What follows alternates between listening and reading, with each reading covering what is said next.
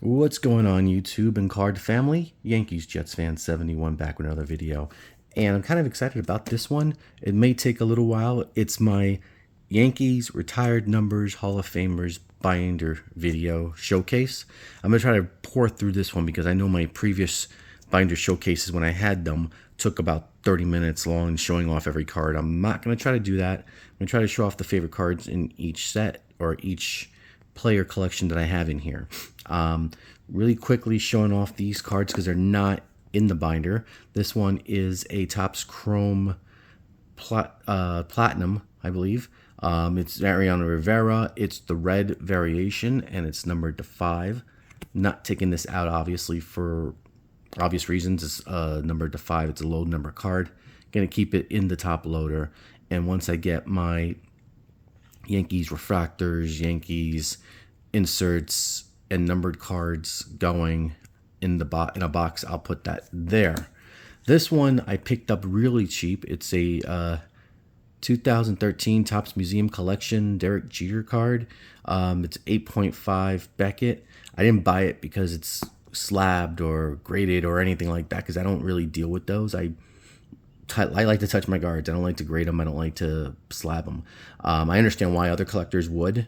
And who knows, maybe one day I'd probably go down that route if I have something like autographed cards and stuff just to protect them. But the amount of money you pay to get these things slabbed and you got to wait around to have them shipped back, this doesn't appeal to me. So I'm probably going to wind up cracking this open and putting it in the Jeter pages that I have in this binder. So let's get on with the binder. So shall we? The first section is the Babe Ruth section. I do love that Nestle's card. I'm a sucker for oddball stuff. Love the I guess 3D effect card that they have here.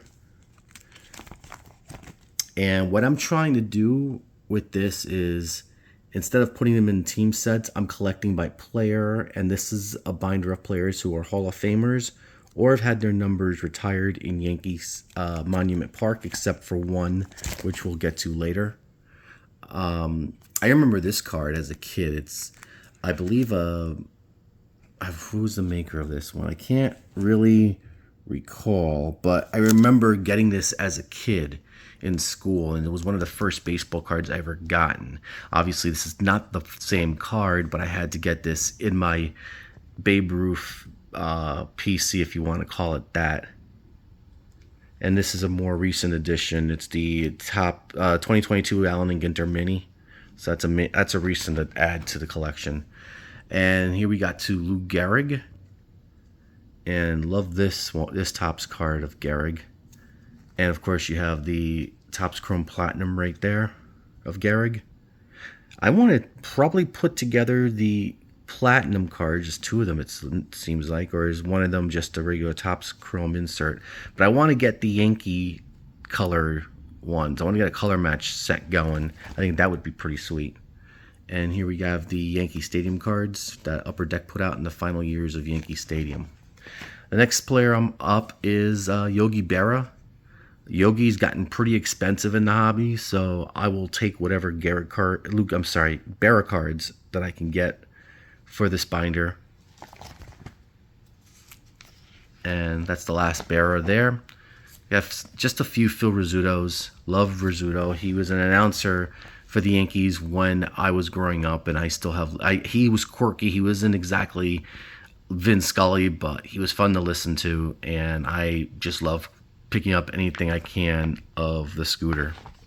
Now, I was actually, before you go on, I thought I got fooled there. I have to really cover the pages so that way I don't get fooled. But this is Casey Stengel cards. None of these are playing day Casey Stengels. Had our manager days, because if you want to get a player day Casey Stengel, those are very pre-war.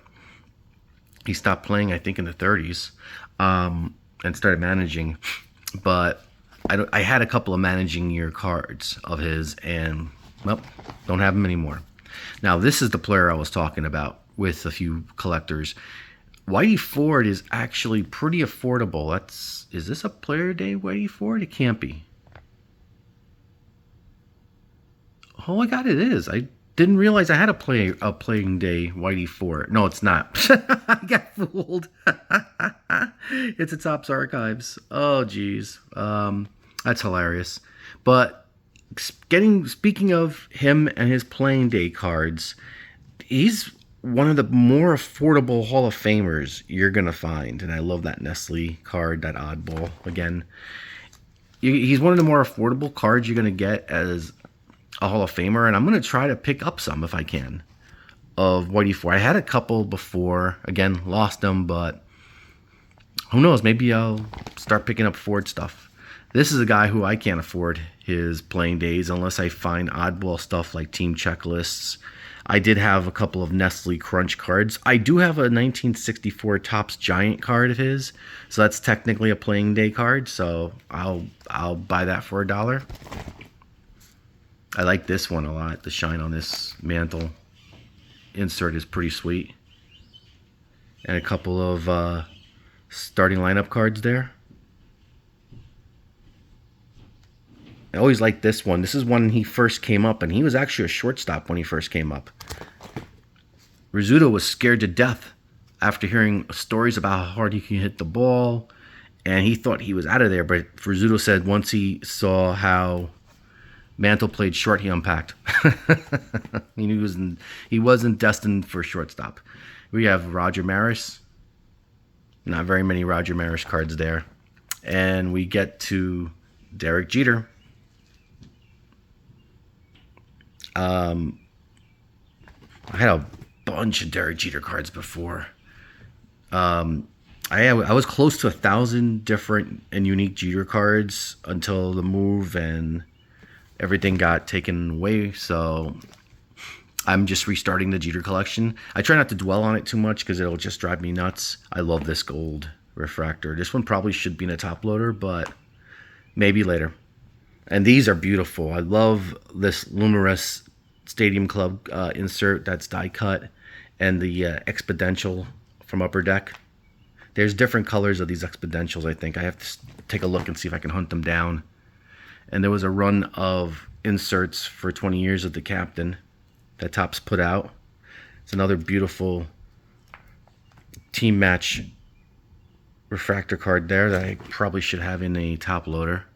But hey, right now, there's a Prism Select Jeter, and this All-Star Epics Moment card is gorgeous. Look at the shine on that one. Whew, beautiful. Speaking of shine, look at the shine on the Hobby Master one.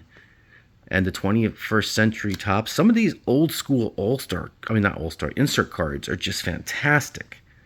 And they're very inexpensive too. I mean, if it was a little more expensive, I probably would stick these in top loaders, but since they're not that expensive, in the binder they go. The Focus Pocus card is just gorgeous as well. And I love the Topps, let me see if I could say this correctly, Shumalev. Close enough. Insert there. This was another one I liked, the Eclipsing History with Gehrig and Jeter, two Yankee captains.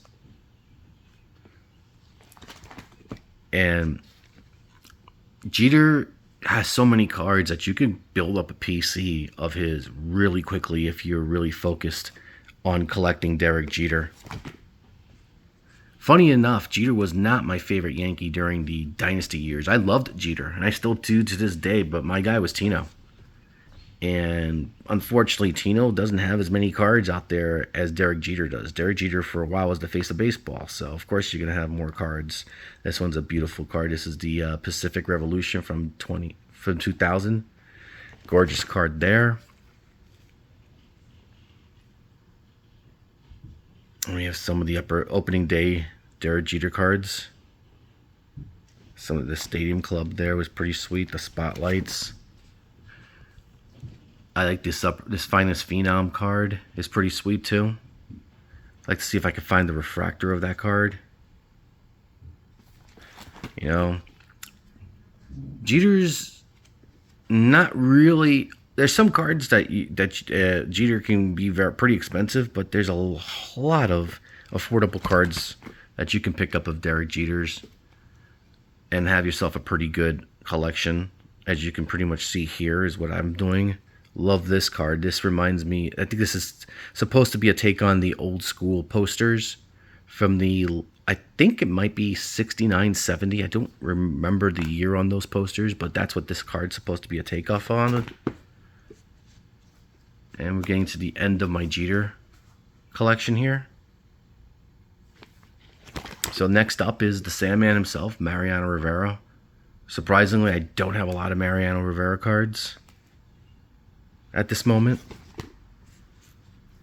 But when you have a player who was the only player who's ever been inducted into the Baseball Hall of Fame unanimously, you really should probably try to get some more of his cards. And no, that is not his rookie card. I do not have his rookie card. That's just a reprint of the Bowman. Here we have Ron Guidry, who I loved growing up and watching. I love the Kellogg's cards. I was at a card store yesterday, and they had a full set of these, and there was only a couple that I really wanted that were Yankee. I wanted Reggie that he had, and a Catfish Hunter. Reggie was in the A's uniform. Hunter was a Yankee. I asked if the guy would sell me those two, and he refused. He wanted to sell them as a set, so I asked how much the set was. He didn't know, so needless to say, I left them behind. Here we have Donnie Baseball, another guy who you can get a pretty good run of cards and have yourself a nice Don Mattingly PC pretty cheap. Now, if you're talking autographs, Mattingly's an expensive autograph. He's beloved here in New York. And a lot of these cards I got from the generosity of Hitman 23. Shout out to Mike. Thank you so much again. But also some of these cards I picked up on my own. I am a sucker for oddball cards, as if I didn't already mention in this video or previous videos. So if I see an oddball card of a Yankee, I'm generally picking it up and adding it to the PC. But again, you could probably get yourself a nice collection of Don Mattingly inserts and base cards for a good price. If Mattingly ever makes it to the Hall of Fame, though, his prices will probably skyrocket. And I personally don't think he's going to get in, but you never know with the Veterans Committee and the way that they're voting in for players.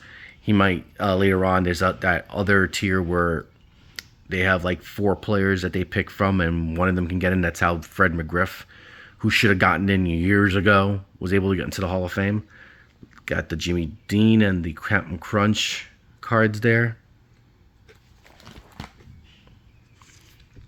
So you just never know if Mattingly's going to get in. That's a post-serial card. There's no Peachy Mattingly. Got the superstar insert here of him. I believe this is from his foundation, if I'm not mistaken. I remember these studio cards. This was a card that I got from Yankee Stadium. This was a set that they gave out back in '91. And I had the whole set, and I don't have the whole set anymore. But luckily, I was able to hold on to the Mattingly. There's a Don Mattingly Wonder Bread insert. A Drake's card Mattingly. A Topps Bazooka Gum, rather, card. And you got the KB Yankees. So that's the Mattingly. Now we have the Paul O'Neill stuff, which I don't have many cards of the Warrior. So I'm trying to build that up as well. Love the Topps gold label cards. Those are some beautiful cards. And for a while before Tino joined the Yankees, Paul O'Neill was my favorite Yankee. And I still love O'Neill to this day. He's hilarious on the Yankee broadcasts. Now we move on to Bernie Williams. I have actually a lot of Bernie Williams cards. And I know Bernie Williams is a favorite of Andrew Maz's wife, who I call Sista Sista, because both Andrew's a good. I consider Andrew a really good friend, and his wife has been really good, really nice to me as well. So, shout out to the Mazza family. But yeah, I got some really nice Bernie cards here. of the foil on the showcase. And this one's pretty sweet over here, the top 30. So I'm just trying, there's another gold label card right there. Trying to go through this pretty quickly so you guys don't get too bored of looking at my binder. But I enjoy these videos. I love showing off the cards that I have and looking through what I have and trying to come up with other cards that I could add to the collection. Topps Pristine Bernie right there. Pretty sweet card. I got a nice shine there to it.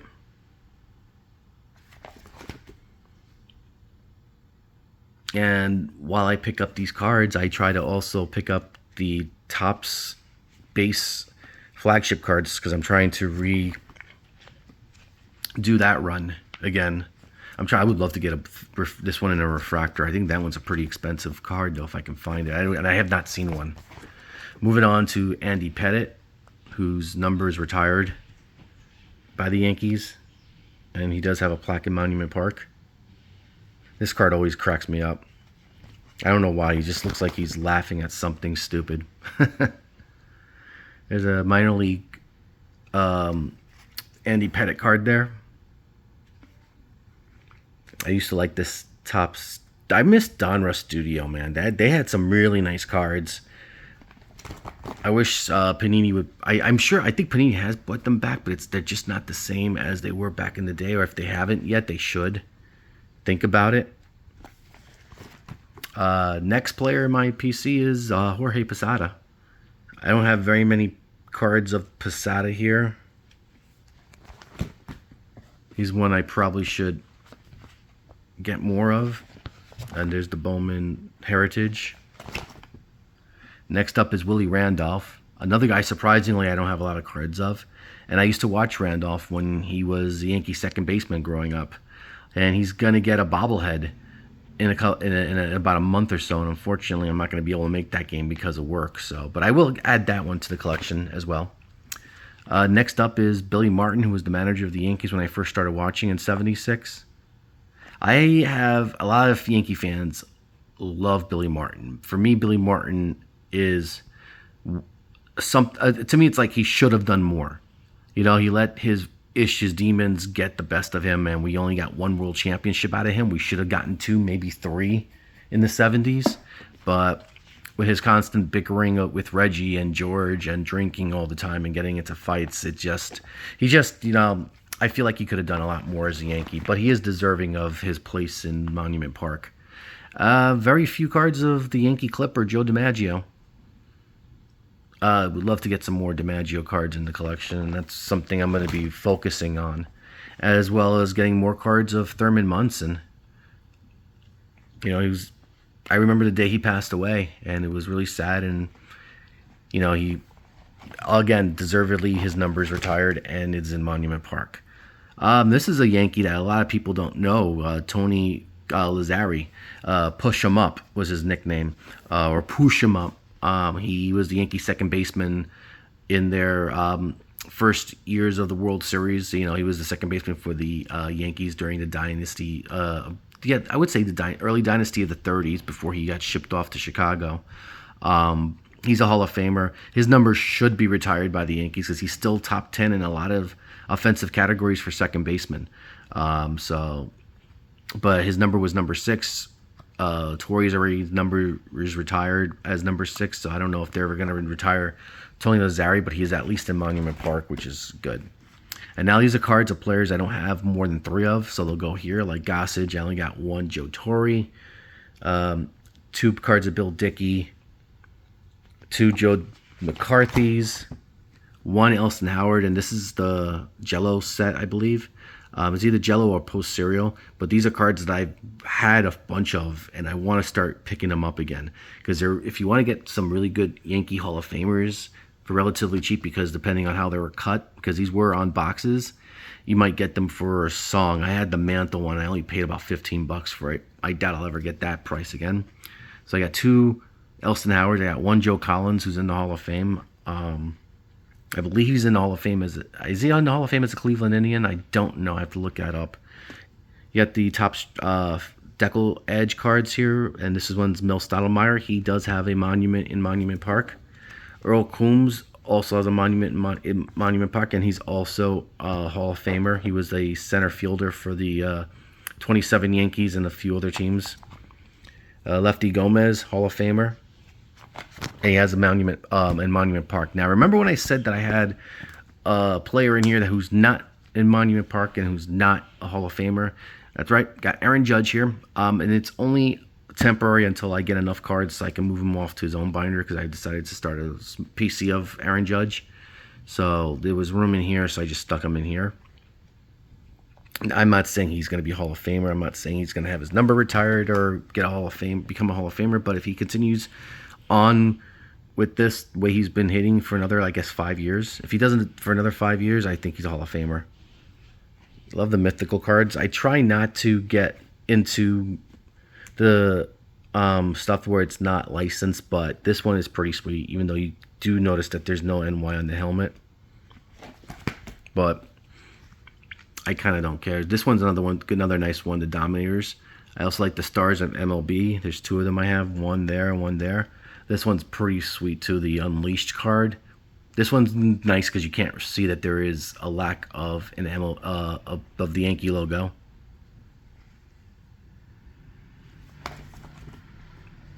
And this one's a nice one too. I like that one a lot. And there's the Bomb Squad, which I love that one. See, I wish Topps would do stuff like this again.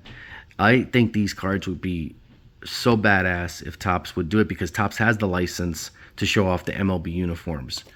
That's just my opinion. So anyway, guys, that's the binder video that I wanted to show off, this binder showcase. Thanks for watching. If you guys liked the video, please comment below, leave a like on this video, and if you haven't subscribed yet and you want to subscribe to see more videos such as the one you just seen, please go ahead and hit that subscribe button. I try to do as much videos as I can and show off anything that I can. So we're going to go off with Derek Jeter today. I hope you guys have a great rest of your weekend, and I'll talk to you soon. Peace.